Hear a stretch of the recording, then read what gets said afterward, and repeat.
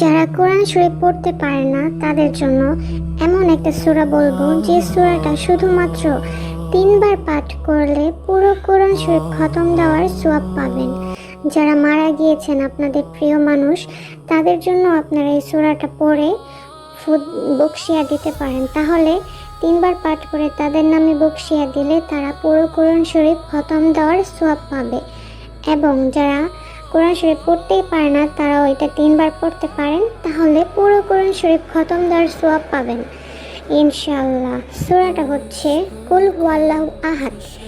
এই সূরাটা মাত্র 3 বার পাঠ করলে 1 মিনিটও সময় লাগবে না, কিন্তু এই সূরাটা পড়লে পুরো কোরআন শরীফের খতম দেওয়ার সওয়াব আপনারা পাবেন।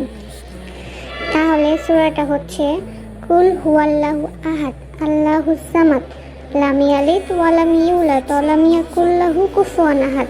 3 বার পাঠ করবেন, পুরো কোরআন শরীফের খতমের সওয়াব পাবেন।